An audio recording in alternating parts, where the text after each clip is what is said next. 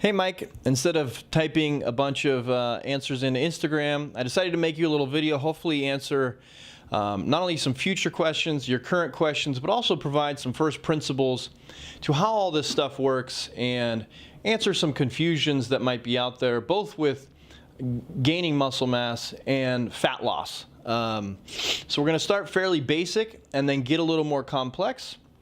Hopefully I answer your questions. If you have any more questions based on this video, please let me know. First, the basic concept of psycho. Calories in, calories out. Okay, this is the only way to lose body fat. The insulin hypothesis of obesity, largely put forward by the journalist Gary Taubes. It's important to call him a journalist because he is not a food scientist. He's not a nutritionist. He's not a researcher.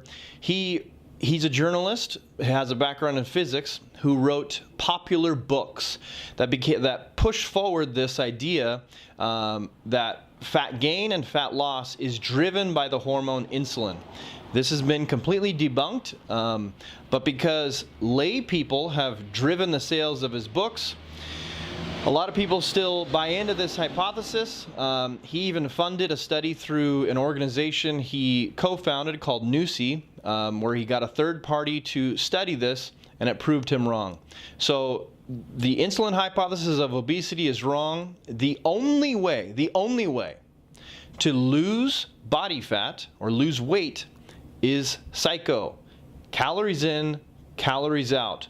When there's other reasons like hormones and testosterone and things like that, they still come back to calories in versus calories out. And I'll get into that a little more complex, especially with the calories out, into the video a little more. Okay, protein. Protein has roughly 4 calories per gram. It technically depends on the protein source, but through testing different kinds of proteins in the lab, they came out with the average. All these are averages because technically it can go up or down. 4 calories per gram. Carbs, 4 calories per gram. And fat has over double the calories per gram at 9 calories per gram.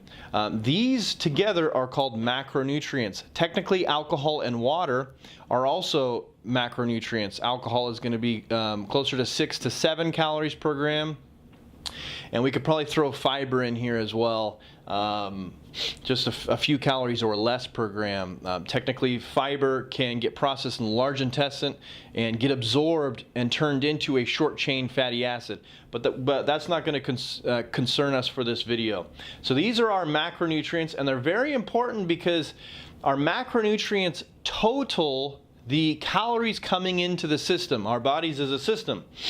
Now, if we're trying to lose 1 pound of fat per week, a pound of fat in the body is roughly 3,500 calories. This is called the 3,500 calorie rule. Technically, it's not a rule because there's many other variables that make this up. So it can be lower or higher, and as we diet, this technically goes down. But again, this is a good working average for most people, so we stick with it. So if you wanted to lose 1 pound of fat in 1 week and keep that consistent, we could put you on a diet, or I would put someone on a diet to decrease their caloric number from their maintenance number, which we're going to get into later, by roughly 500 calories per day, 500 calories less than their maintenance number per day for 7 days equals 3,500 calories lost in a week. That's 1 pound a week. And to keep that consistent, you have to maintain a caloric deficit of 500 calories per week. Now, this brings us into an important point about why all diets work. All diets work. And the question is, why? I'm going to get into that now. Okay, now let's clear up some confusion by figuring out why all diets work.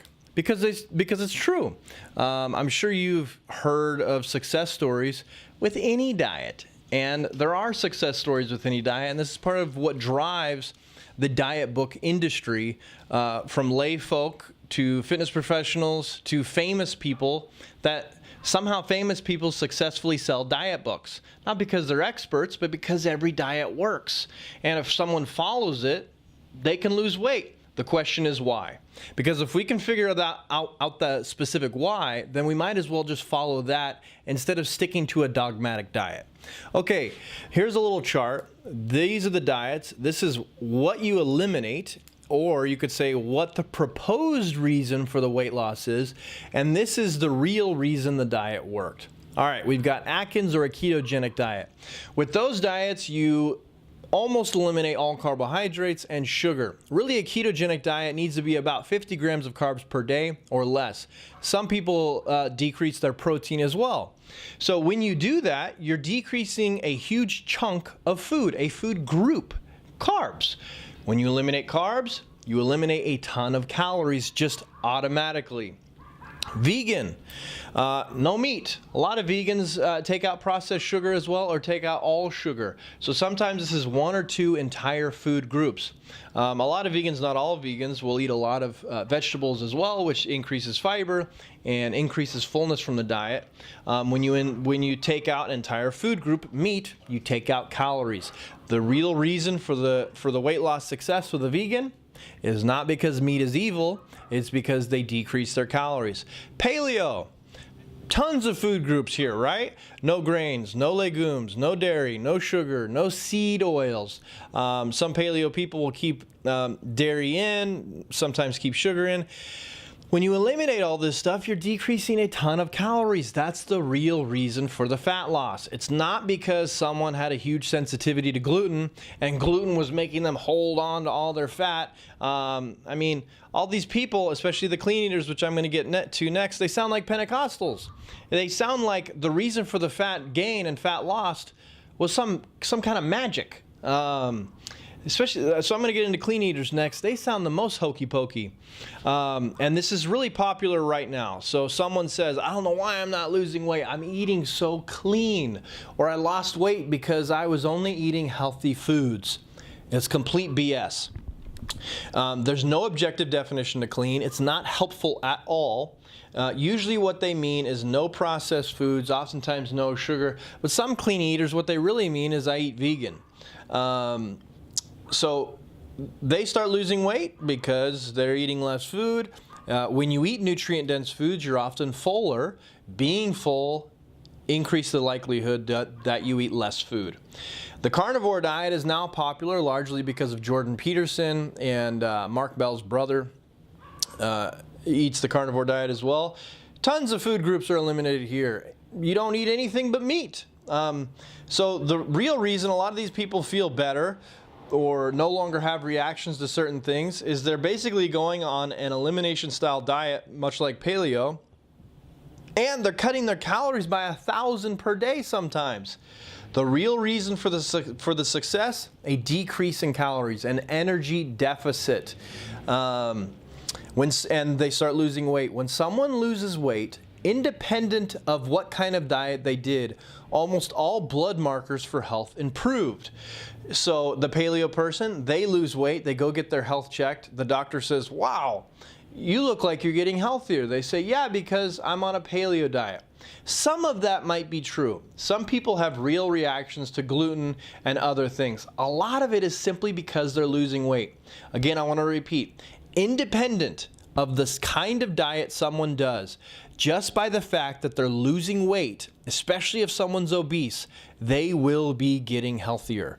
The markers for health in their blood will show up better when the doctor reviews it. Now, this will give someone a confirmation bias for the style of diet, even though 90% of the benefit was simply because they were on an energy deficit. The other diet I could put here would be fasting. Fasting's obvious. You're eating less food. Caloric deficit. There's not a tons of things magical with fasting. There's some autophagy happening, but autophagy happens with any caloric deficit, and it even happens with exercise. So the common denominator is a caloric deficit. So now when I get a client whose primary objective is either muscle gain or fat loss, I very rarely put them on a specific diet simply because it's not necessary. What I find is these diets are successful to 30 to 60 days and then someone stops losing weight. The question's why. Some of that is adaptive thermogenesis, which I will get into soon, which has to do with the calories out. But a lot of it is because they're too restrictive. They can't be maintained over time. The best diet or the best program is the one someone can do for long term. I don't want to put someone on the Whole30. I want to put someone on the Whole365, as cheesy as that sounds, which means all year long. If someone has 50 pounds to lose, I need more than 30 days. So I would rather focus on this, and that's what flexible dieting is. Flexible dieting is telling someone you can technically eat whatever you want, as long as calories are controlled, because that's going to control the success with the plan. Technically, there's a website called Ice Cream and Abs, I think that's what it's called, and it's a bodybuilding competitor who shredded down by eating, I think he ate pizza and ice cream every single day, and he controlled his calories, and because he knows that's what matters most, you can eat whatever you want. Now, it's not wise to eat junk food all the time because it makes you hungrier. The junk food didn't cause the weight gain, the over-consuming of the junk food or any foods. If you overconsume clean, healthy foods, you will gain weight. I don't care what the food is. Okay, so this explains the common denominator, why all diets work. And does that mean no one should do paleo? No. If my answer now to should someone eliminate a food is if it makes you feel like crap, stop eating it. It's more so common sense. Sensitivity or reaction allergy diets or sensitivity tests are largely bogus. The IgG and IgE tests are not very valid. I don't recommend people get them, and a lot of times they're scams because functional medicine docs or naturopaths will use those to prescribe diets, and they're just not very accurate. But they can still work because they decrease calories and they eliminate so many foods, they're likely to catch one. If you eliminate all these foods, someone will probably feel better. But it doesn't guarantee success because once these people stop losing weight, they won't know why, because they weren't actually tracking any of these. And a lot of times people find ways to add the healthy or allowed foods, more of them, back into their diet, right? Paleo and keto people will start drinking 3 bulletproof coffees per day. They're just adding calories to a calorie-free beverage, coffee. It's pretty silly. Same thing with all these people. People find ways to add calories back into their diet, or they start moving less in their day, which compensates for the diet. So they stop losing weight, and they usually gain weight back. You could even say America does not have a fat loss problem. We have a weight maintenance problem. Every single year, starting in January, millions, I would say, people successfully lose weight, but almost none of them keep the weight off. Most of them gain the weight back because they're doing a diet that's built in to be short-term. It's very hard to maintain a restrictive diet unless you have some kind of severe problem, and it's well known. If someone has celiac disease, it makes it easy to stop eating gluten because you get an immediate reaction. And that's the same thing with a lot of these foods, especially vegan. Vegan gets borderline religious. So if someone has a dogmatic relationship with the diet, even though that's not good, I think we'd both agree, that actually keeps someone maintaining the diet. And a lot of those people aren't very nice people. So if they don't have some kind of serious reaction, or if they're not dogmatic like a lot of the vegans, a lot of people don't, they stop finding reasons why they're doing the diet, because they're like, geez, I like carbs. I like ice cream. So I'm going to either binge and not stick to my diet and gain all my weight back, or I'm just going to stop the diet and find something else. So instead of doing a dogmatic diet, that's not even necessary to begin with, I focus on what actually matters, which is calories. Calories are king, and that's what flexible dieting is. And now I'm going to get into the breakdown of what calories in versus calories out is, especially calories out, which makes up 4 primary variables, and I'm going to get into that now. All right, so to reiterate, the most important thing for body weight changes is CICO, calories in versus calories out. This is calorie or energy balance. Calories in is basically just how much total food you're consuming. If your drinks contain calories, then the drinks matter as well. So calories in, total food. Calories out is broken up into 4 primary variables. And calories out is stood for in the literature by total daily energy expenditure. That's how it's measured. Total daily energy expenditure is these 4 variables. The biggest variable among that is our basal metabolic rate, which you can also call our resting metabolic rate. This is the biggest variable and it makes up 60 to 75% of the total calories you burn in a single day. Your resting energy expenditure is basically the energy it takes to keep you alive. In fact, the basal metabolic rate, you have to be lying down to measure that. So they're in a lab lying down, and they just measure the amount of calories they burn by lying down to keep your organs going, your brain going, and everything else. So that's the majority of the calories you burn. In fact, when people refer to their slow or fast metabolisms, this is basically your metabolic rate. And it doesn't fluctuate by huge amounts. It does a little bit by 10 to 20%.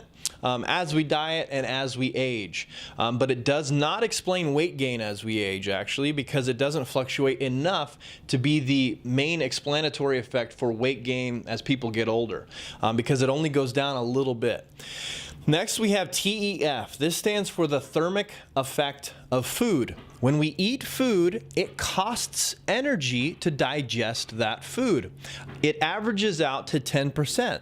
Now, even though it averages out to 10%, protein makes up the bulk of that. In fact, it takes protein has a thermic effect of food of 10 to 20%.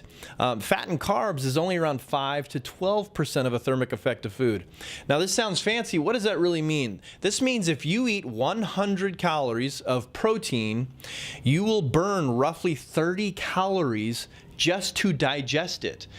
This is one of the biggest reasons higher protein diets are more effective, because they're more energy costly. So if you track your total amount of calories in protein, you actually burn a little bit of that just to digest it, which is very important. That's part of your total daily energy expenditure, is just burning the calories to digest food. That's roughly 10% of the TDEE. Next, we have the acronym EAT, which stands for exercise activity thermogenesis, just short for exercise. A lot of people think exercise would make up the bulk of their energy expenditure. It doesn't. It's only roughly 10 to 15%. This is going to be a larger percentage with competitive athletes. For instance, a mixed martial artist and a fighter, they're known to train 3 times a day. For them, BMR is going to be like 50%, and exercise is going to be closer to 30 to 40%, which is a big deal. Next, we have NEAT, which stands for non-exercise activity thermogenesis. This is any, in the literature, it's also known as spontaneous physical activity. This is any movement that is not planned or formal exercise. Blinking my eyes, I was chewing gum a minute ago. This is all measured in a lab. Chewing gum costs energy. Part of this point is that, some people say, hey, I went on this walk, or I played with my kids, or I walked my dog. Does that count? If it didn't count, that means you're magical. You have superpowers, because if it didn't count, that would mean you're able to move your body without requiring energy to do that movement. All movement counts. This is why with some people, especially the elderly or people who haven't worked out in a while, instead of exercise, I prefer to talk about movement. How can we get you to just move your body, to get up, to walk around, walk your dog, play with your kids? So all movement counts. Chewing gum, taking stairs, parking further from the grocery store, or walking to the grocery store. I've argued that a more literal paleo diet is not using your car anymore. Independent from any actual foods you eat, if you walked to the store for all your food, or obviously hunted your food, you would lose so much weight. In fact, one guy, he walked to Walmart for every single meal, and he lost like 200 pounds just by walking there. And he ate normal foods, normal processed foods. Okay, so that's calories in, calories out. All of this makes up your calories out, and that's very important. And one reason it's important, because this explains why people don't lose weight and why people stop losing weight. Because as we diet, these numbers go down, right? If you're consuming less food, then your TEF has to go down. TEF is the measurement of calories burned to process food. If you eat less food, the energy cost of processing that food or digesting that food has to go down. So this number goes down. Optimally, your exercise would stay stable or go up, but your BMR goes down by roughly 10%. BMR also goes down as we age. The biggest variable of causes for weight loss stalls or a lack of weight loss is NEAT. NEAT goes down by huge margins, and it's actually the biggest variance from person to person to explain energy costs during the day. If someone has a desk job versus someone who moves in their day, the person who just moves for work, again, work is about 8 hours long. If they're moving the whole day, they could burn 2,000 to 3,000 calories and not do any formal exercise. Whereas the guy with a desk job, he might burn just a few hundred exercise by sitting all day long. So this is by far the biggest variable, and NEAT actually goes down as we diet. It's a conservation mechanism to keep our bodies alive. You see, your body doesn't know you're dieting, it just knows you have less food coming in. As far as your body's concerned, you're in a famine.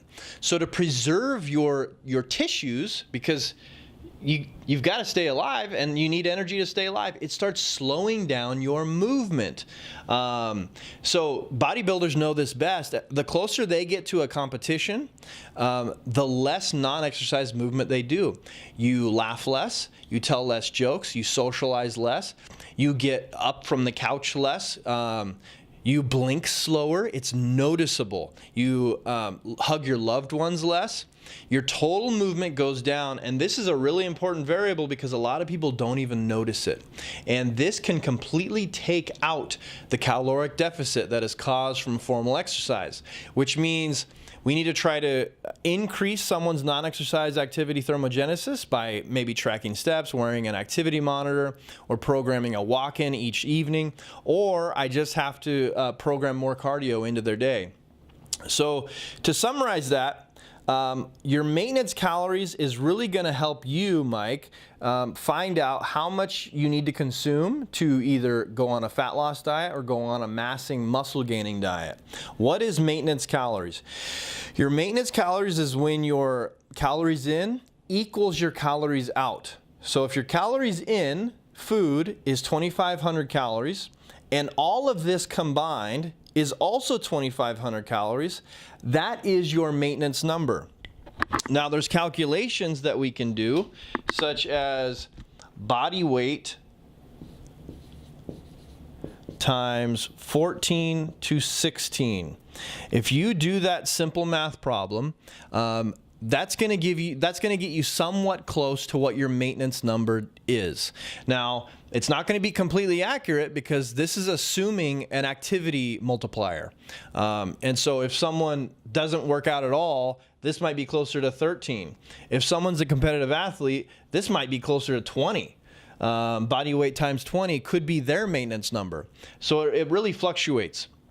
And so as you see here, from your maintenance number, in order to go on a fat loss diet, you could consume 2,000 calories a day if your maintenance really was 2,500 calories. To go on a massing phase or a muscle gaining diet, you would want to consume 2,700, I would say, to 3,000 calories. It's important to be more conservative here because if you consume too much, you could increase your chance of gaining muscle, but you increase your chance of gaining fat as well. And while calories are most important for losing body fat, they're not most important for gaining muscle mass. Gaining muscle mass is a signaling situation. Losing body fat is an energy situation. So by signaling, there's two most important variables there. One is the signaling cause from resistance exercise, progressively harder or simply progressive overloading exercise, which means you either do more weight, you decrease your rest period, you change up your exercises, some kind of overload, which just means you if you do 20 push-ups today, you can't keep doing the same 20 push-ups times 4 sets in 4 weeks because it's going to get too easy. So you got to increase that somehow, either loaded, which is the bench press, or increase those reps, or even decrease the rest time. There's many variables you can do to change it up to make it a little more difficult. That's what progressive overload means. So the first signaling variable there is resistance exercise. The second is protein. So protein in this case is more important than calories to an extent. If you're starving, it almost won't matter how much protein you're eating, you're going to lose muscle mass because there's going to be less energy available and you're going to be using that protein just to fuel your body. But if you're eating at maintenance, so not even increasing your calories, you can gain muscle mass simply by working out and eating protein. So because of that, protein is more important than calories. You need to eat roughly 0.8 to 1.2 grams of protein per pound of body weight. In your message to me, you said kilos. If it was kilos, I'd say more like 1.8 to 2.4 grams per kilo. And so I'm already converting this to pounds, to lbs, as they say. So 0.8 to 1.2. As an older individual, you're not super old, but as we age, our stimulus to protein goes down. It's almost like everyone becomes a vegan because their stimulus to the lower quality protein is also not as high as someone eating meat. So 0.8 for a 25-year-old is not the same as 0.8 grams of protein for a 50-year-old. So I would want you to eat closer to the 1.2. Putting it just as equal 1 gram of protein per pound of body weight is a great place to start, and then you can tinker it up or down based off of how that's working for you. So hopefully this makes sense here, and I'll wrap this up with a good conclusion. This is order of importance. For fat loss, the most important variables is number 1, a caloric deficit. That is by far the number 1 variable and most important thing for fat loss. When someone is confused about why they lost weight, literally the only answer is because there is not a caloric deficit, specifically for body fat. Now, we could have water weight fluctuations and our scale could be broken and things like that. That's not what I'm talking about. If someone truly at the metabolic level is no longer losing body fat, the only reason, I don't care what issue they're going through, is because there's not enough of an energy deficit. Now, an objection to this would be, no, Marcus, you're wrong, because I found out I have hypothyroidism.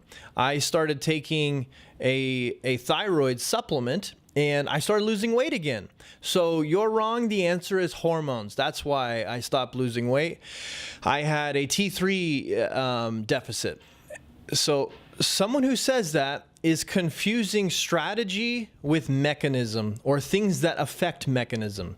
The only mechanism is a caloric deficit. Things can affect the energy out, and one of those things is decrease of hormones.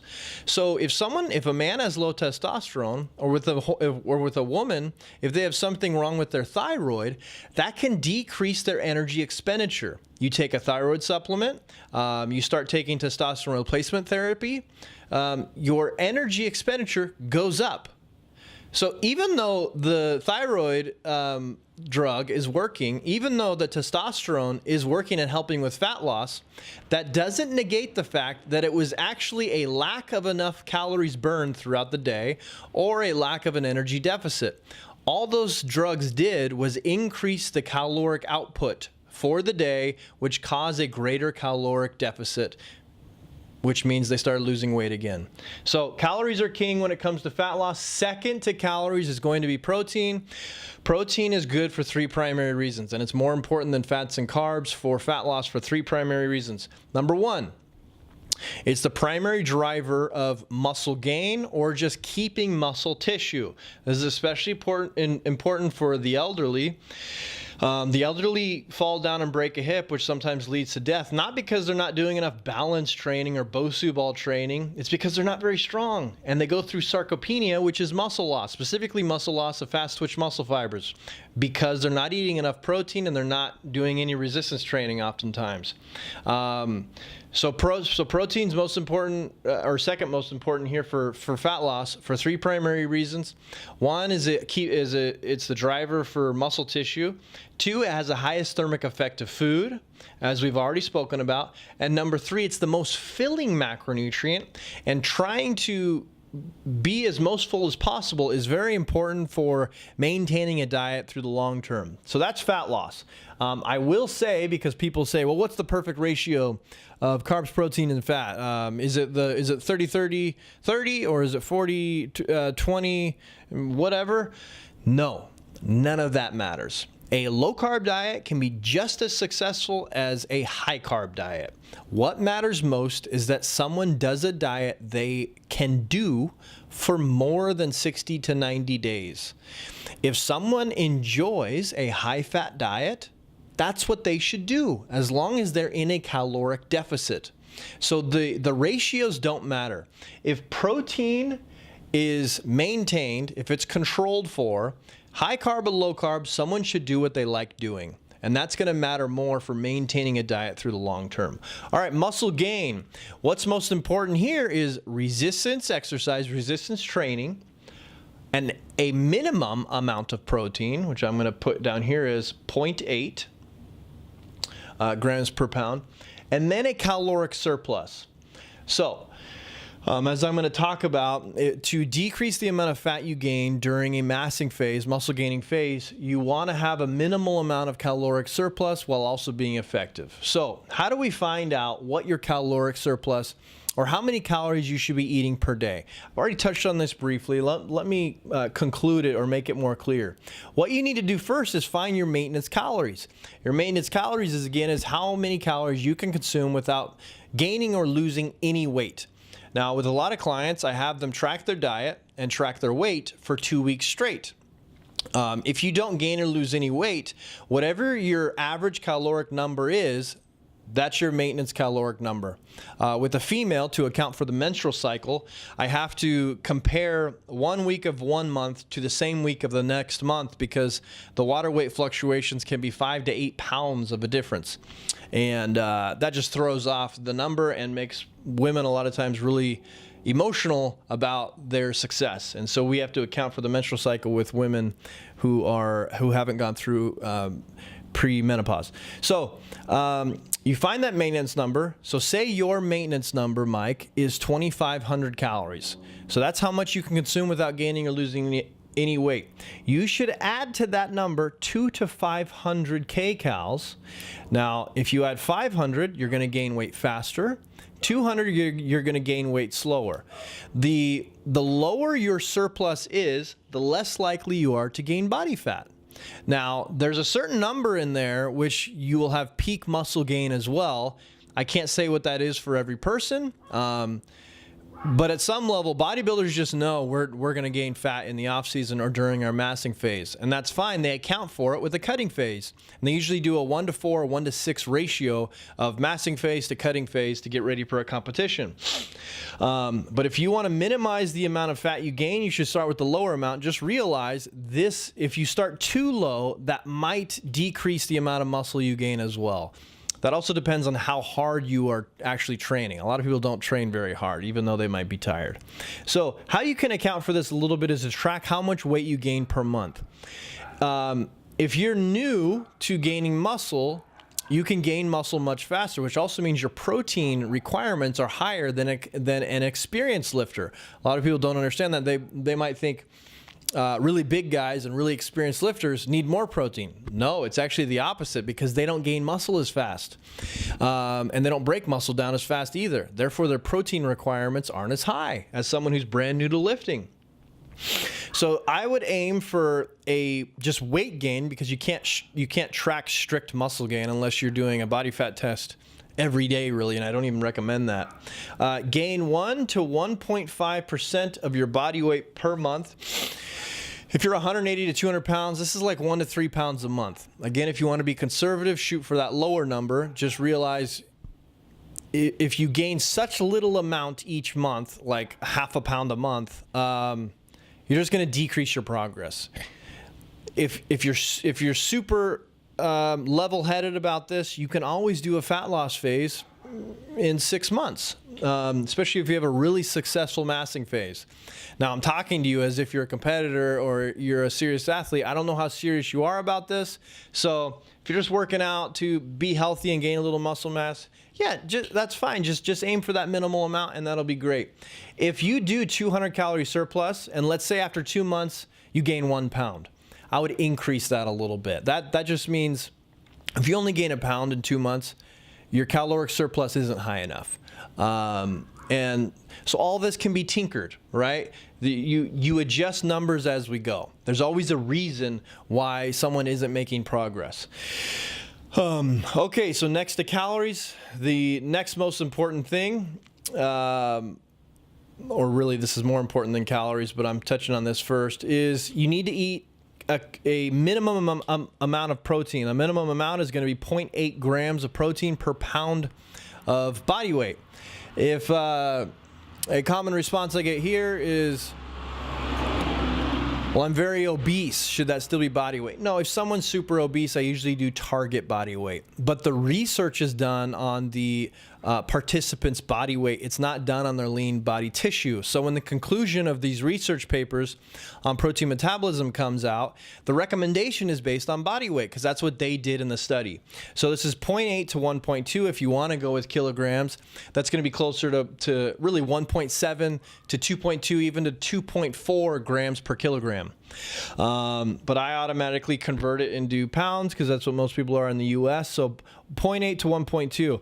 As an older individual, I would steer closer to the higher side of that. Right in the middle would be 1 gram of protein per pound of body weight is very safe, and you can always tinker that and make it a little higher as you go. It's important that I emphasize that someone needs to be hitting the minimum requirements, because at some point, say you're like, oh, protein's so good, I'm going to hit 2 grams of protein per pound. That doesn't mean it's going to be more successful. In fact, I would argue that that's going to be less successful, because if you're maintaining your calories at whatever your caloric surplus number is, if your protein's too high, your calories from the other macronutrients have to come down. And carbs particularly are going to give you energy to have harder workouts. That's why I personally prefer higher carb diets for athletes or for people trying to perform really well in the gym, as it's just a more successful program compared to a low carb, high fat diet. Okay, and then what kind of protein? 80 to 90% of that protein should be whole, complete protein sources. So if you were a vegan, I would tell you to eat even more than this, right? Or consume some kind of branched chain amino acid.